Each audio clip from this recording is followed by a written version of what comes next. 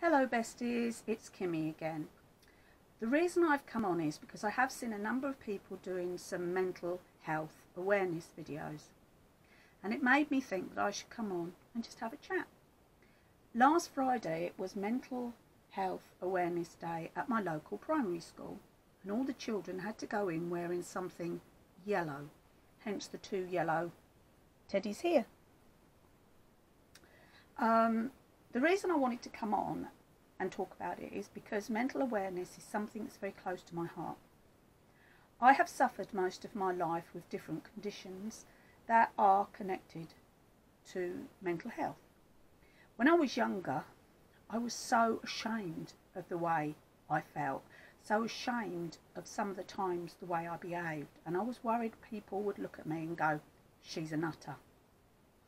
Most of my life I have fitted my own title around there, which was insane, nuts, loony, all kinds of things, and I pointed that at myself. Now I wonder if I pointed at myself as much to cover myself with these words so that if I was called them they wouldn't hurt. You know, like sticks and stones may break my bones, but words will never hurt me.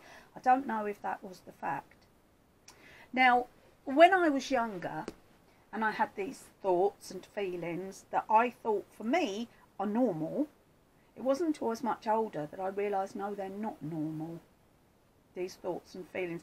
But people would say to me, oh, well, you know, change this, change that, do this, do that, to which I will add, and I still add today, you don't understand.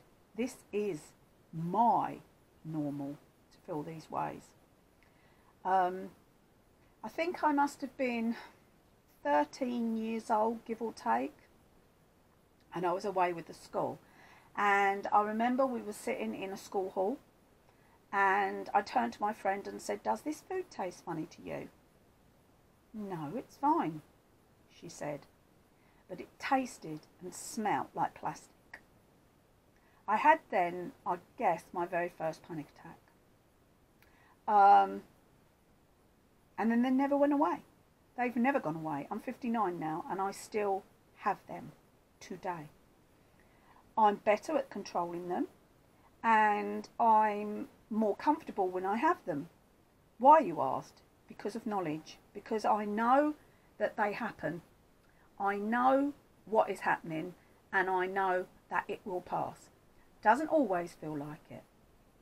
I remember doctors and nurses, psychologists, psychiatrists all saying to me, the feeling you have is just your body's way of coping with the situation, and the adrenaline that goes around your body gives you this fight or flight feeling. And it takes 15 minutes, they used to tell me, for it to go around my body. And then it will calm. Well, that's okay. But when you're at a very, very heightened state, which at times, sadly, I have been and haven't controlled things very well, maybe it takes 15 minutes. But when that 15 minutes is gone, you get straight back into another one. So sometimes it feels like you're in a panic for hours. It drains you. It makes you physically sick, physically ache. It is not a nice thing. So if I know anyone or see anyone who I feel is in that, I would try and help. And I'm not going to say to them, buck your ideas up, because that isn't the answer. It does not work to say to someone with mental health issues, buck your ideas up. I don't only have panic attacks. There's other things that have impeded in my life. I haven't been able to go abroad on holiday. I fear travel. I can't even visit some of the places in my own country that I would love to visit. I'd like to go to Wales, Scotland, Ireland. I'd like to go to Cornwall, Devon. But I can't because I fear travel. And the title for that one is, I think it's, I'm agoraphobic. I have agoraphobia. A lot of people who know me and have known me for donkey's years, if I was to sit down and talk to them about my mental health, would think, I never knew. Do you know what? Because I'm a really good actress. I can cover them over.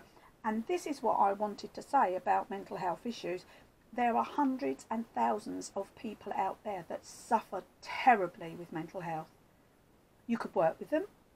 You could sit in a restaurant and eat with them. You might even live with them. But you might not be aware of how they're suffering inside. You really might not. The thing is, we learn to cover it as best we can. And when we can't cover it, we don't go near people. We stay indoors. We cope with our issues on our own, which in some cases is not good. Others find it more therapeutic to be left alone, and some need therapy. They need people to talk to. So if you've got someone that needs someone to talk to, let them talk. What of it? Half an hour out of your day to listen to somebody's woes is nothing. And it doesn't matter how many times they talk to you about it. If it's important enough for them to open their mouth, it's important enough for you to listen. That's the way I feel about it with my friends, neighbours, family. Mental health is an issue that's been in my family for many years.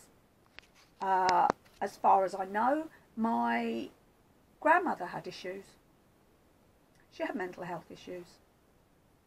And I feel that there are other members, perhaps, in my family that also suffer. They're not all bad. Some of them are just panic. Some of them are just being a little bit scared of life. Some of them are depression. Some of them are just worse than that. I don't know how else to say it. There have been times when I felt so low that I didn't want to go on. But when I found the reborn community and realised there's people out there that do care about you and do give you time and do want to hear what you're going to say, whether it's about your life, your dolls, your toys, your fun, your family, it does help people to be part of a collective. And be part of a collective where people show they give a damn. Sorry, bad word. They just care. People that care show they care in all kinds of ways. It doesn't have to mean that you're there for them every 5 minutes of the day, but just occasionally to say, want a cup of tea? How about a chat? Let's can for 5 minutes. I'm here for you. They're words that do help. But don't always expect the recipient to receive them gladly. If they're having a bad day, it doesn't mean they're going to say, oh, I'd love to. They might say, could we do it another day? Would you mind if I do a rain check? And that's just the way we are. I've had therapy. I've had therapy till it comes out of my ear holes. I've had it since I was 13 years old. The school sent me to see a psychiatrist when I was 13, and all he did was kept asking me the same question. What shoe size are you? What shoes? I don't know if it was just to see if I would react, if I would get angry, if I would snub him, what I would do. I've spoken to some fantastic therapists and psychiatric nurses, and I've also spoken to some that are absolutely useless. One of them was so nasty he left me in floods of tears, and years later I discovered that he was sacked because his behaviour wasn't liked. But you have to understand, not everybody is understanding. Not everybody goes to work after having a good day or a good morning. So they're going to have off days too, and I understand that. But anyway, yeah, I wanted to come on and just say mental health issues are very important to me. Extremely important.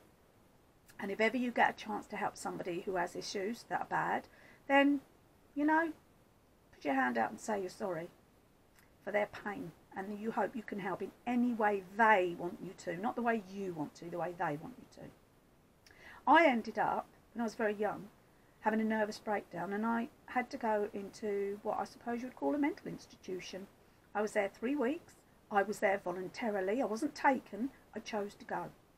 And I learnt about people and things there that I never thought I would. And yes, it made me understand. Anyway, I love you lots. Take care. Bye for now.